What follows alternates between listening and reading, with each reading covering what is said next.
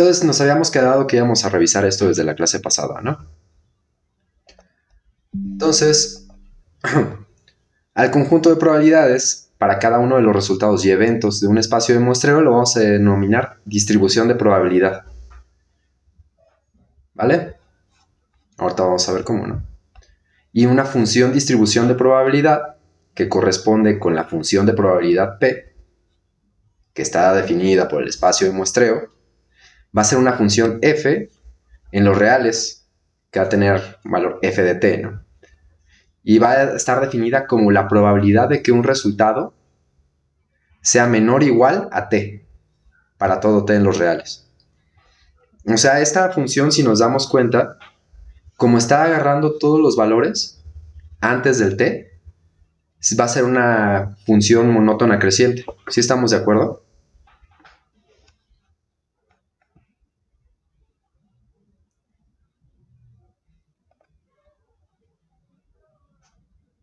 ¿Sí?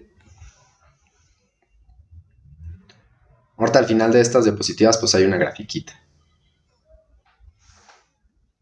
¿Vale?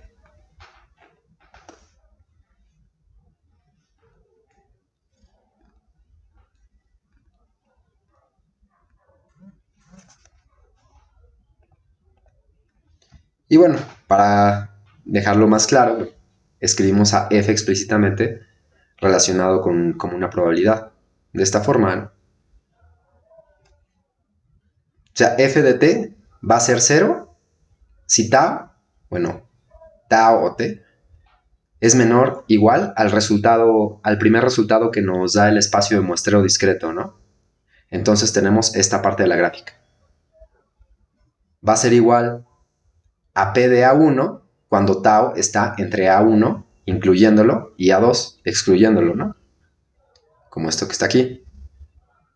Nos vamos al siguiente.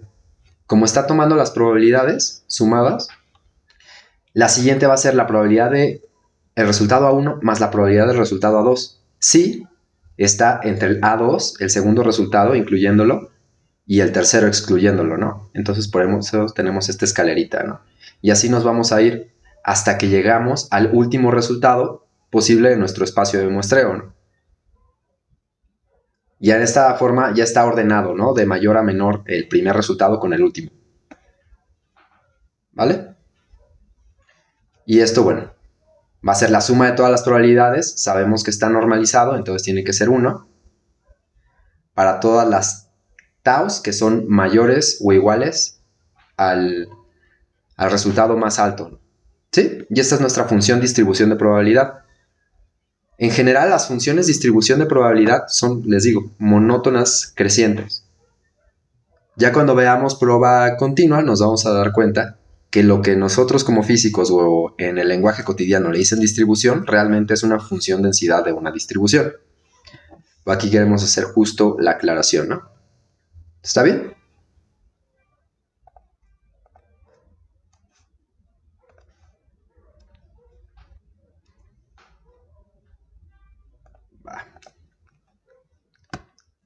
Ahora aquí vamos a plantear lo que importa para la clase que en principio era de hoy, ¿no? Sí, ya sabemos, ya tenemos la construcción de lo que pasa con la prueba discreta, ¿no? Incluso podríamos decir que la distribución de la probabilidad discreta podría decirse incluso trivial, o no sé qué a ustedes les parece, ¿no? Es una función escalonada. Pero nosotros somos, bueno, particularmente somos físicos, ¿no? O con formación donde obtenemos resultados que están en un continuo. Y esto no nos sirve tanto, ¿no? Porque no debemos considerar, y está aquí, ¿no? La presentación, a cada subconjunto como un evento. Porque la realización de un experimento va a dar un valor entre un intervalo, ¿no? O sea, esto hasta está en sus cursos de laboratorio, ¿no? No podemos dar medidas exactas, ¿no? O sea, tenemos que estar justo en un intervalo, ¿no? De confianza. Entonces, si ustedes imagínense que tienen un dardo o una aguja que su punta es literalmente un punto en los reales, ¿no? O sea, su punta es unidimensional. Y la lanzan ustedes a una recta real. podrían decir que le van a dar a un solo punto, si lo están lanzando exactamente igual.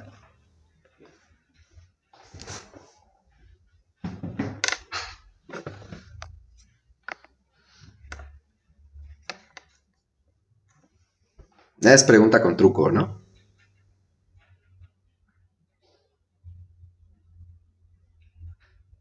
O sea que si cada vez que la lanzamos caiga en un mismo lugar. Ajá, Ah, no, no creo. es justo, ¿no? O sea, sí puede caer en un solo punto, pero los reales son densos, ¿no? Son infinitos no numerables. Entonces, justo el punto es que no podríamos asegurar que le demos siempre a un mismo punto, ¿no? O sea, tendríamos que asociarle una probabilidad a cada punto del intervalo, ¿no? Pero aparte queremos que las probabilidades se normalicen. Entonces ya no podríamos asignarle una probabilidad a un solo punto, ¿no? Sería, digámoslo así, un solo punto entre infinidad de posibilidades y te dará uno entre infinito y podrás decir que la probabilidad de cada punto es cero, ¿no? Pues entonces, pues ya para qué haces la probabilidad si toda la probabilidad de cualquier otro punto es cero. Entonces justo es lo que queremos revisar con la prueba continua. ¿Sí? ¿Sí así ven esa motivación?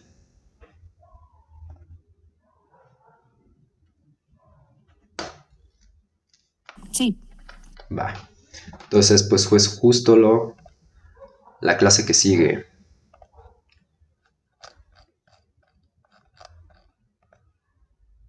O sea, hoy mismo.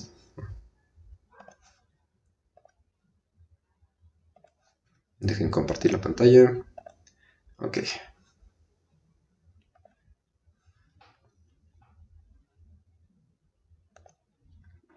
Entonces vamos a tener la teoría de probabilidad para variables continuas. Entonces esta es la misma conclusión de la clase pasada, ¿no? Y para esto vamos a tener que, al menos en este acercamiento, tener que definir lo que son los conjuntos y las funciones de Borel. Quizá algunos de ustedes ya estén familiarizados con esto, pero vamos a tener que revisarlo por completez, ¿no? Entonces, los conjuntos de Borel de los reales, podríamos pensar en algún otro campo, pero ahorita lo que nos interesa y de lo que podemos extender resultados es de los reales. Lo podemos denotar como un BDR o simplemente B, ¿no? Si ustedes lo escriben en LaTeX es MathCal, ¿no? MathCal B. Y va a ser la familia más pequeña de subconjuntos lambda de los reales, que va a ser cerrada bajo complementos y uniones numerables. O sea, esto que está aquí, ¿no?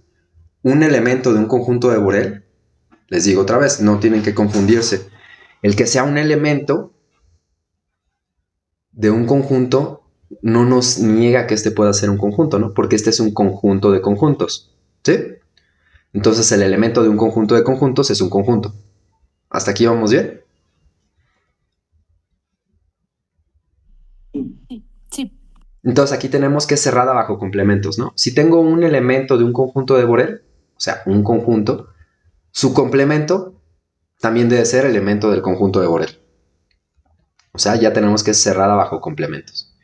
Y si tengo enumerado un conjunto que es elemento del conjunto de Borel, entonces la unión numerable de estos conjuntos también va a ser un elemento del conjunto de Borel. Y de hecho va a contener todos los intervalos abiertos. Cuando ustedes ven cálculo 3, o sea, cálculo de varias variables, ustedes ven generalizaciones de estos conjuntos, ¿no? Cuando ven las bolas y hablan de conexidad y cosas por el estilo. Pero para hasta este momento nos basta con tener conjuntos de Borel. ¿Sí?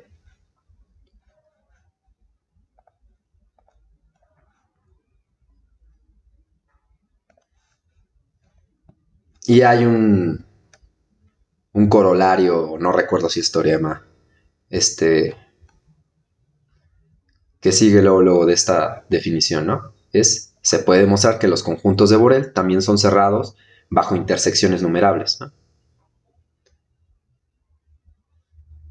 sea, la intersección numerable de conjuntos de Borel también va a ser un conjunto elemento del conjunto de Borel, ¿no? Entonces aquí solo para recalcarlo podemos considerar un conjunto de Borel de esta manera, ¿no? Un conjunto de Borel va a ser un conjunto que está caracterizado por un índice L, donde I es el conjunto de índices, porque solamente le pedí que fueran numerables, ¿no? Nunca dije que fuera finito, ¿no? Puedo tener infinidad, pero con que sea numerable. Y eso me refiero con este I grande, ¿no? Para dejar esa posibilidad. Y a cada elemento del conjunto de Borel lo puedo escribir de esta manera.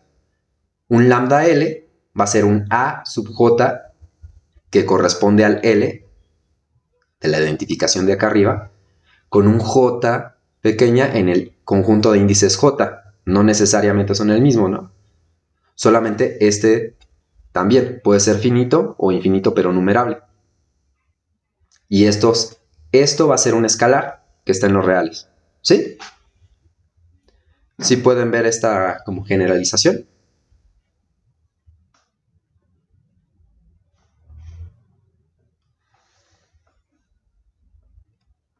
O sea, puede ser un A1, A2, A3, y así puedo seguirme hasta... Puedo cortarlo o seguirme hasta un infinito numerable, ¿no? Y eso va a corresponder al Lésimo conjunto que es elemento del conjunto de Borel. ¿Sí? Y de igual manera, los elementos conjunto de Borel, que son los lambda sub L, van a poder ser lambda 1, lambda 2, hasta un lambda infinito pero numerable. ¿Vale?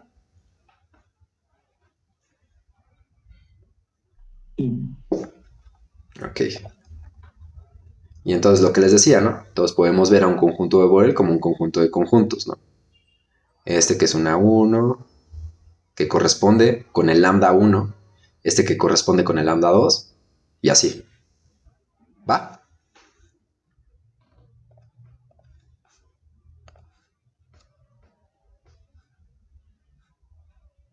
Vale.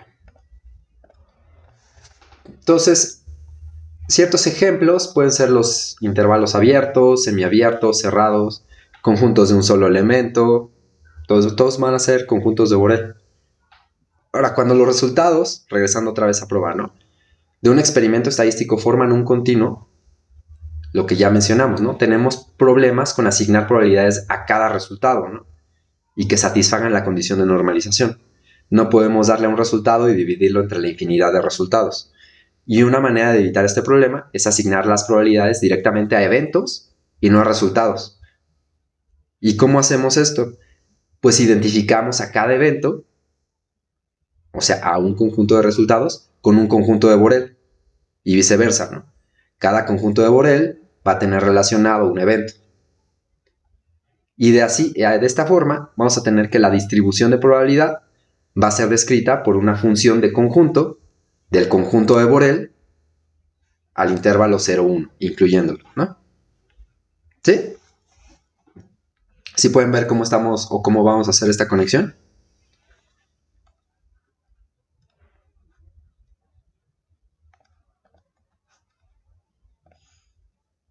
Sí. Vale.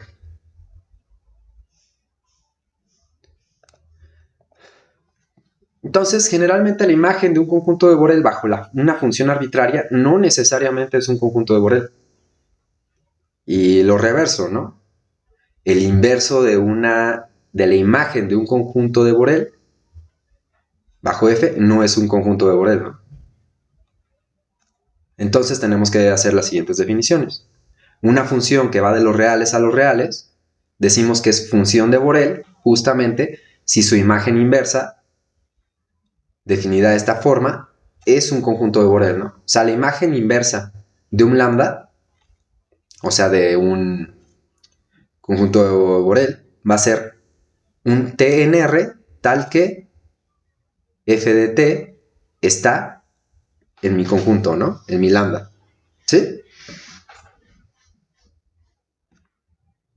O sea, aquí estoy abusando un poco de la notación, ¿no? O sea, regular, realmente debería ser, el argumento debería ser un real, ¿no? Pero como lo quiero asociar a eventos, es si este real está dentro de un conjunto, su imagen inversa también debería estar de esta forma, ¿no? O no sé si me di a entender bien.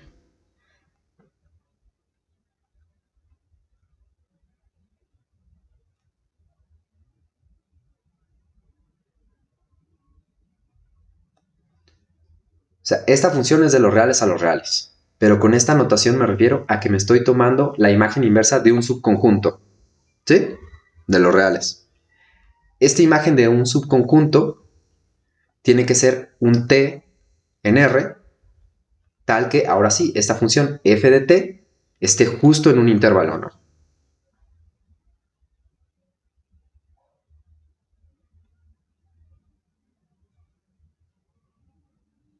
Y como estoy en los mismos reales, tiene que ser del mismo, ¿no?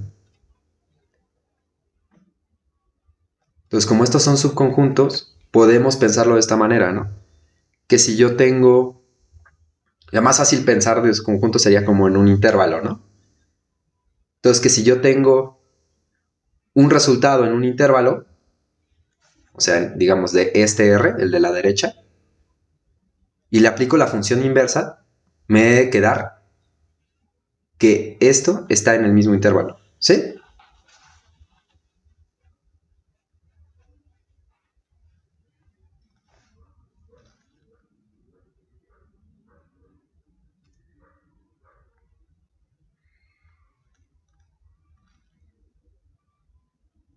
O sea, realmente lo que nos está diciendo esta definición es que me manda conjuntos de Borel a conjuntos de Borel.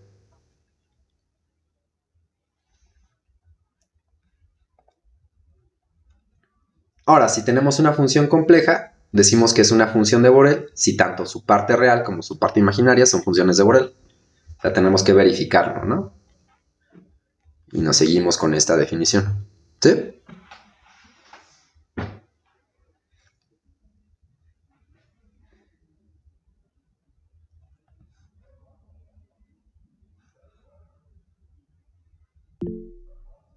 Sí, Pam, ¿qué pasó? Oye, Sergio, es que, bueno, eso sí lo entendí, lo de que una función de Borel, si la imagen inversa de cada conjunto de Borel definida como bla, bla, eso sí lo entendí, pero me causa un poquito de ruido la parte en donde dice que la imagen de un conjunto de Borel bajo una función arbitraria no necesariamente es un conjunto de Borel, también el inverso, ¿no? Entonces, ahí ya no entendí. O sea, que no siempre su imagen inversa va a ser un conjunto de Borel, pero abajo estamos definiendo que Justo, mira, sí. ahora piensa en el intervalo del 1 al 2. No sé, el primero que se me ocurre. Y digamos que tengo Ajá. una función, como la función de Cauchy, que me manda a los racionales al 0 y no recuerdo si la función de Cauchy es así, ¿no? No me acuerdo que lo separa. Y a los irracionales al 1. Entonces estaríamos de acuerdo que entre el 0 y el 2 es un conjunto de Borel, ¿no? Sí, Sin embargo, su imagen la tengo separadas, ¿no? Ya no es un conjunto de Borel, tengo líneas separadas, ¿no? De puntitos. sí. Ese es un ejemplo de una función arbitraria, ¿no? Que su imagen no es un conjunto de Borel. Ah, ok, ya. Sí, bueno. Sí, mejor, gracias.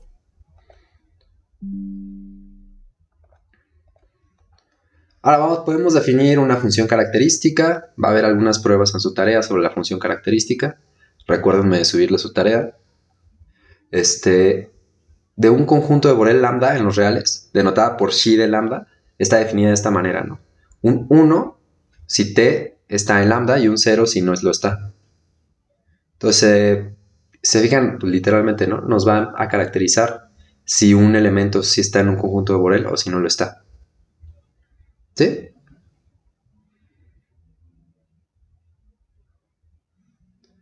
Entonces, si no lo está, pues ya no nos... O sea, pensemos que las funciones características como funciones de Borel, ¿no? Si no está en un conjunto de Borel, su imagen inversa no lo va a estar, entonces no tenemos ningún problema. Pero cuando sí lo está, sigue siendo un... Están en un 1, ¿no? Va a estar en un conjunto de Borel. Bueno. sea lambda un conjunto de Borel y un lambda L con L de 1 hasta N, una colección de conjuntos de Borel, ¿no?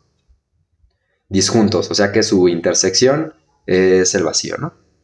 Entonces podemos ver que lambda mayúscula es la unión de estos disjuntos, ¿no? ¿Sí? O sea, hasta aquí no hemos dicho algo nuevo, ¿sí? O sea, voy a continuar en la siguiente. ¿Está bien hasta aquí con este enunciado? Sí.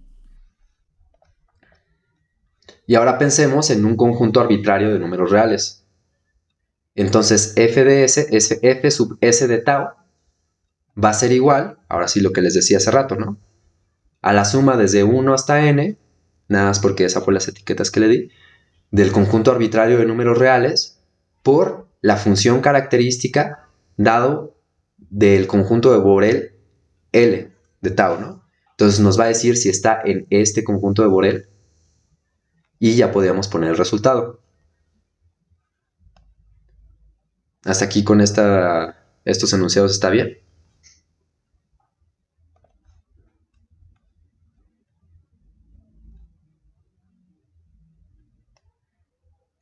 ¿Sí?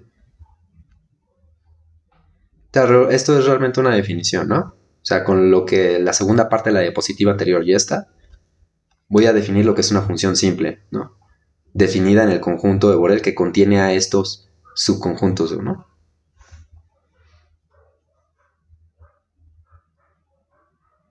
¿Vale?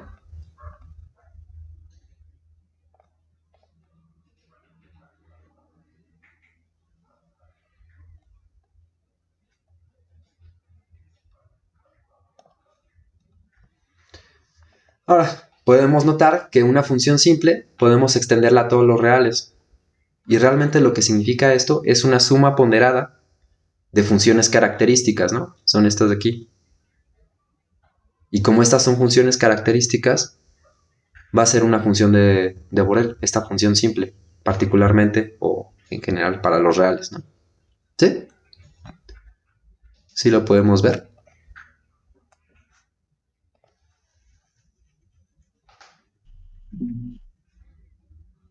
Sí, no escuché quién habló.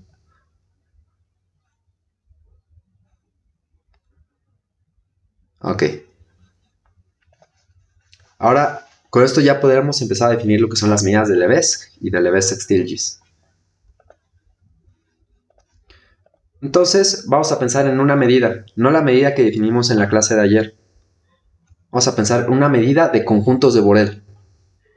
Esta va a ser una función de conjuntos de Borel a los reales extendidos. O sea, me va a tomar literalmente, ¿no? Del conjunto de Borel a los reales extendidos. O sea, me va a mapear conjuntos a reales. ¿Sí? Recordemos que un elemento del conjunto de Borel es un conjunto. Me lo va a mandar a un real. ¿Ustedes saben cuáles son los reales extendidos?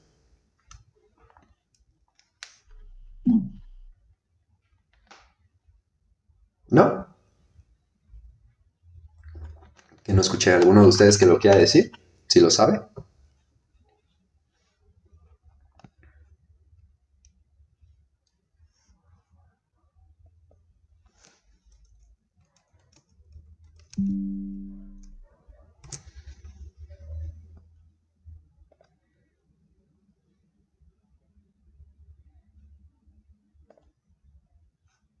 ¿No? Pues los reales extendidos realmente son los reales donde añadimos dos números artificiales, ¿no? Que son el menos infinito y el más infinito, por practicidad. Si ya llevaron variable compleja, esto ustedes lo hacen cuando tienen proyecciones estereográficas, ¿no? Si ustedes tienen digamos, tienen una esfera sobre un plano y tienen que hacer tienen que agarrarse desde el polo que no está tocando al plano y cualquier punto, y la intersección, la recta que une con cualquier otro punto de la superficie de la esfera. Si extienden esa recta, llega a un punto del plano complejo, ¿no? Y ustedes ahí tienen su proyección. Pero si esta recta es paralela al plano, decimos que interseca en infinito, ¿no? Entonces ahí están usando los reales extendidos. Es una cuestión práctica, ¿no? En principio no podemos decir que el infinito es un número. Solo de notación, ¿no? Entonces, esta medida que estamos definiendo, que me manda conjuntos, elementos de un conjunto de Borel a los reales extendidos, va a tener estas propiedades. Va a ser mayor o igual a 0. Entonces, si quieren pensar ya sus reales extendidos, solamente va a ser los reales más el conjunto más el número mágico que nos inventamos, que es más infinito. Que la medida del conjunto vacío es 0. Y que va a tener aditividad, ¿no? La medida de la unión finita de conjuntos elementos del conjunto de Borel va a ser la suma de la medida de estos conjuntos elementos que son del conjunto de Borel, tal es que la intersección de estos conjuntos de Borel sea el vacío. ¿Vale? ¿Sí estamos bien hasta aquí con estas propiedades? Sí. Ahora, cuando un elemento del conjunto de Borel, o sea, cuando un conjunto, la medida es igual a 0, le decimos de medida 0, ¿no? Así nos ahorramos el decir igual a, ¿no? Entonces es un conjunto de medida 0. Y ya, seguro lo han escuchado muchas veces, ¿no? Aunque a lo mejor no sabían bien de dónde salía. ¿Sí? ¿Puedo continuar?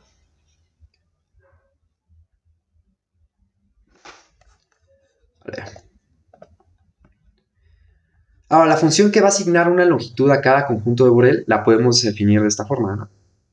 Como el valor de la medida de un intervalo semiabierto. O sea, la medida de un intervalo semiabierto, y aquí sí, ¿no? Abierto por la izquierda, cerrado por la derecha, va a ser la resta de estos intervalos, ¿no? De los extremos. La medida de un conjunto que tiene un solo elemento, decimos que es 0.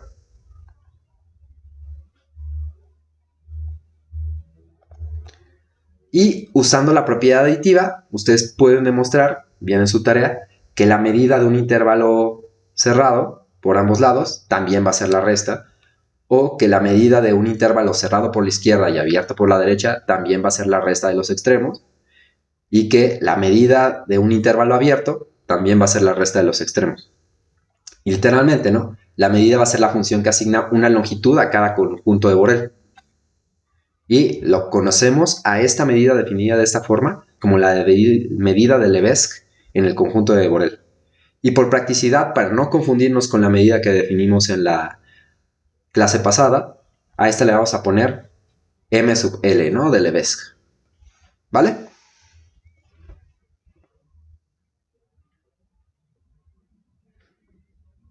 Entonces, no sé ustedes, yo cuando estaba en cuarto semestre, si me decían medida de Lebesgue, como yo no ya había llevado prueba, a mí a lo mejor me espantaba, ¿no? Y sonaba así como algo difícil. No sé ustedes, pues se dan cuenta que no es algo del otro mundo. O sea, si a lo mejor lo hubiera estudiado, hubiera hecho, pero cuando escuchas la palabra, no sé, suena hasta intimidante, ¿no?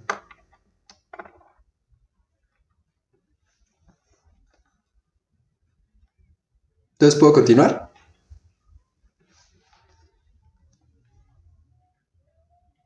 Sí.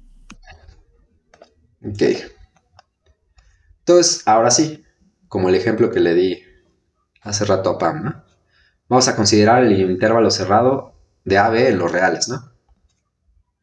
Y como la cantidad de números racionales en este intervalo se sabe que es numerable, eso es de cálculo 1, seguro lo vieron, más si llevaron un curso con Fernández, que prácticamente no pasa de ahí. Sabemos que sí, los números racionales son numerables, ¿no? Por propiedad aditiva, la medida de Lebesgue de los racionales de tal intervalo va a ser 0, ¿no? ¿Sí? ¿Sí, hasta aquí estamos de acuerdo?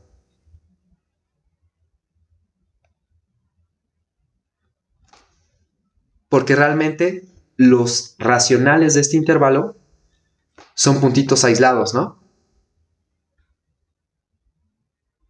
Y como vimos que la medida de un conjunto de Borel que tiene un solo elemento es cero, y sumamos una infinidad numerable de ceros, nos va a dar un cero, ¿no? Entonces la medida de los racionales de este intervalo es cero. ¿De acuerdo?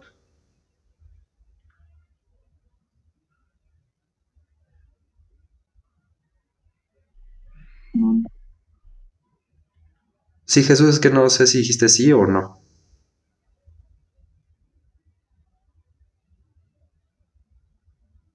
Ah, ok. Ah, Simón, ok, por eso. Pero por otro lado tenemos que los irracionales son densos en los reales, ¿no? O sea, siempre que le haga zoom a un intervalo real, siempre voy a encontrarme irracionales.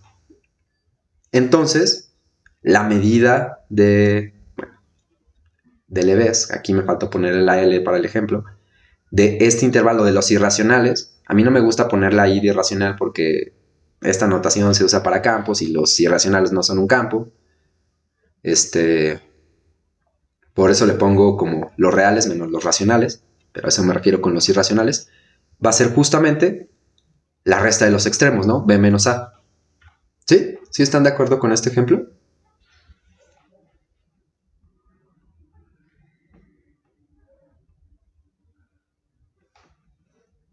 ¿Los demás también?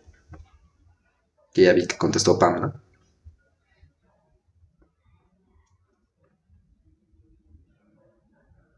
Vale. Ok, ahora pensemos, bueno, ya sabemos que la medida de Lebesgue es una medida de la longitud del intervalo, ¿no? Pero en ocasiones necesitamos, ya sea porque nos gusta complicarnos la vida o, bueno, ya sabemos, así lo voy a poner en este curso es porque lo vamos a necesitar, ¿no? Que saquemos la medida de otras cantidades, ¿no? Que no sea necesariamente la longitud de un intervalo.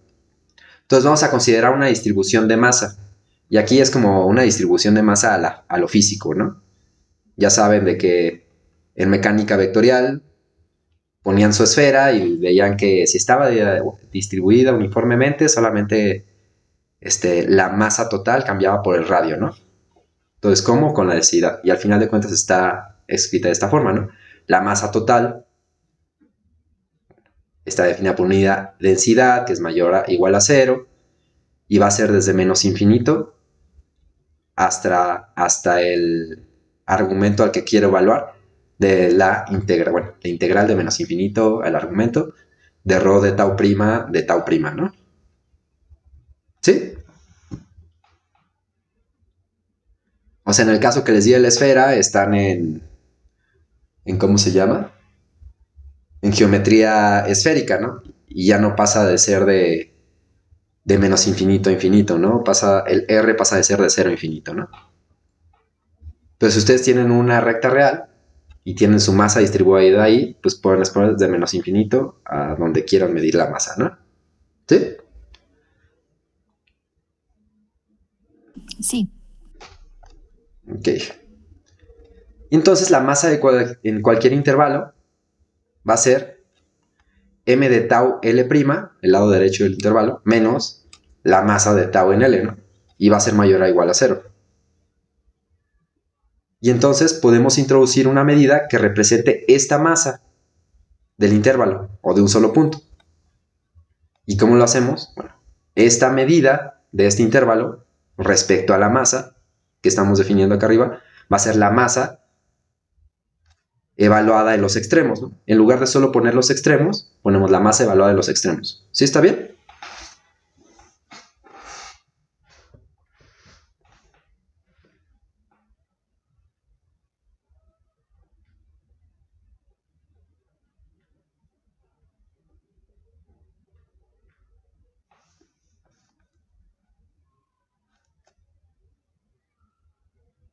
¿Vale?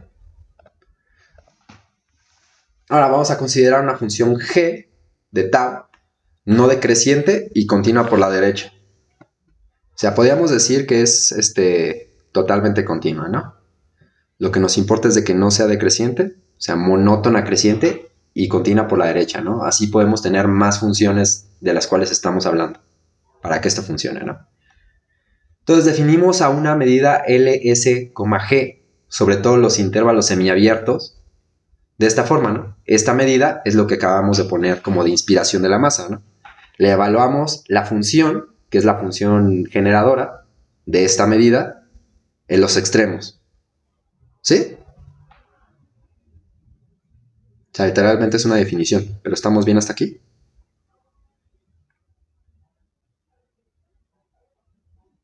Sí. Ahora, el valor de una función para un conjunto de un solo elemento lo vamos a definir de esta forma, ¿no? Por eso les pedía el continuo por la derecha, ¿no? Que sea el límite cuando epsilon tiende a cero de los extremos, ¿no? Solo que ahora pongo el tau más epsilon menos el g de tau menos epsilon. Porque justo al que solamente sea continua por la derecha puede hacer que estos sean distintos, ¿no? Si fuera absolutamente continua, pues nos daremos cuenta que este límite es cero, ¿no? Y ya.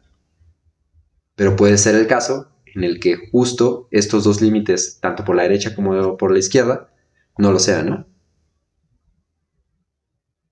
O sea, no sean iguales. ¿Vale? Entonces a eso le definimos la medida de un conjunto de un solo elemento. ¿Sí está bien?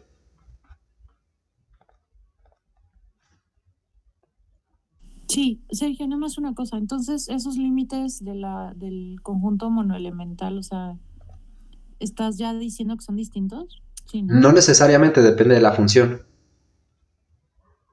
Ah, ok. O sea, si fuera una función absolutamente continua, pues sí, estos límites serían cero. Pero como solo le estamos pidiendo que sea continua por la derecha, estos límites pueden ser distintos, ¿no?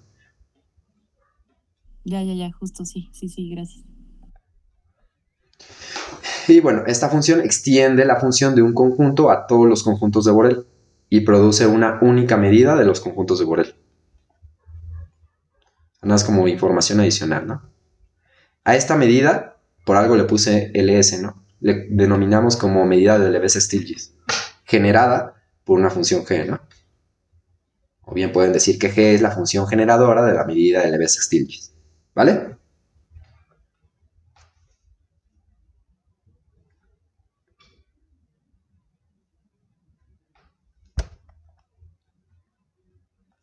Entonces ya tenemos conjuntos de Borel, funciones de Borel, medidas de Lebesgue y medidas de Lebesgue-Stieltjes. Ahora, bueno, algo trivial, ¿no? Si la función generadora g de t es igual a t, entonces la medida de Lebesgue-Stieltjes recupera la medida de Lebesgue. ¿Sí?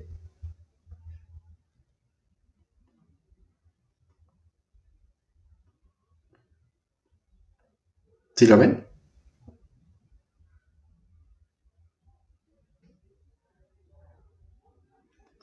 Que si tenemos un intervalo, pues es restar ¿cómo se llama? Ahí tengo problemas con mi mouse. ¿Qué está pasando aquí? No importa, puedo hacerlo con la compu. Si tenemos un intervalo, tenemos la resta de los extremos, pero como tau es absolutamente continua, entonces el límite cuando es de un solo elemento es cero, ¿no? Entonces recuperamos la medida de Lebesgue-Stieltjes. Digo, con la medida de Lebesgue, siendo g de tau igual a tau, la función generadora, recuperamos la medida de Lebesgue. Ahora, las medidas de probabilidad, que ahora le vamos a poner MP, coinciden con las medidas de los conjuntos de Borel al darnos cuenta que una colección de eventos es un conjunto de Borel. Entonces ya podemos empezar a hacer la conexión con lo que vimos la clase pasada. ¿Sí lo ven?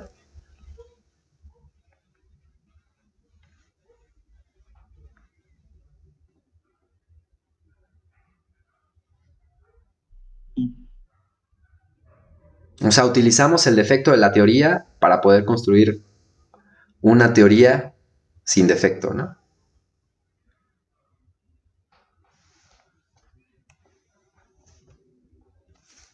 Ahora, una medida que va de un conjunto de Borel a los reales extendidos va a tomar elementos del conjunto de Borel. O sea, aquí solamente estoy como dando una recapitulación, ¿no? O sea, va a tomar conjuntos y los asocia con un elemento de los reales extendidos. O sea, esta medida me va a tomar reales que están caracterizados por el índice del conjunto el conjunto elemento que es conjunto del conjunto de Borel y su respectivo J, y me los va a mandar, o sea, todo esto es el lambda L, ¿no? A un elemento de los reales extendidos. Y como los intervalos abiertos, cerrados, semiabiertos y de un solo elemento son conjuntos elemento del conjunto de Borel, o sea, son elementos del conjunto de Borel, la medida de Lebesgue le asocia un valor a tales intervalos. O sea, lo que ya vimos, ¿no? Este intervalo es un conjunto de Borel y me lo asocia a la resta, ¿no? De los extremos, con la medida de Lebesgue. Y si tenemos una función generadora, pues tenemos lo mismo, ¿no? Un intervalo que ya es un conjunto de Borel me lo asocia a la evaluación de los extremos de ese intervalo, ¿no? ¿Sí? Sí. Vale.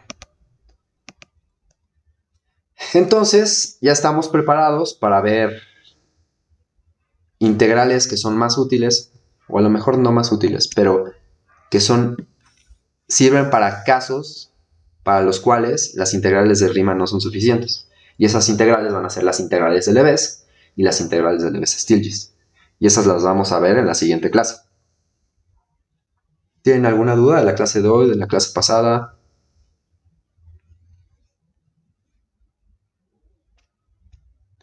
¿Eso también te da miedo? Pues es que sí suena apantallante, ¿no? Pero vamos a ver en esta clase, bueno, en la clase que sigue, que pues tal cual no es nada del otro mundo. Y de hecho son integrales más poderosas. Y como vamos a usar en cuántica, las vamos a usar en cuántica, pues por eso las vamos a definir, ¿no? O sea, es muy probable que ustedes ya sepan hacer integrales de Lebesgue o de Lebesgue-Stieltjes, ¿no? Solo que no sabían que las estaban haciendo. Pero vamos a construirlas.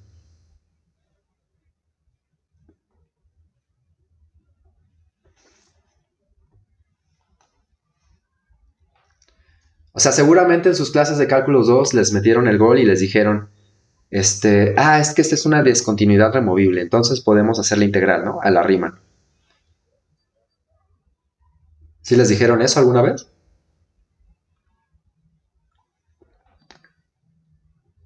La famosa discontinuidad removible. Pues justamente ese es un ejemplo de cómo usar una integral de Lebesgue, ¿no? O sea, lo vamos a ver en la siguiente clase, ¿no?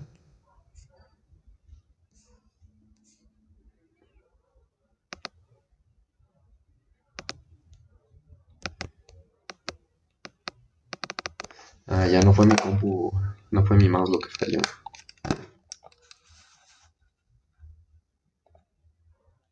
Ok.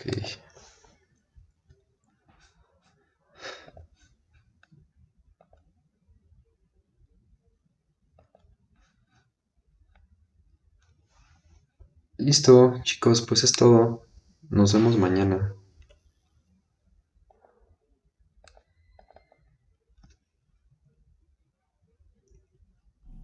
Mañana. Mañana módulo clase, ¿no? Ese es típico mío, perdón. O sea, mañana módulo clase es el lunes, ¿no?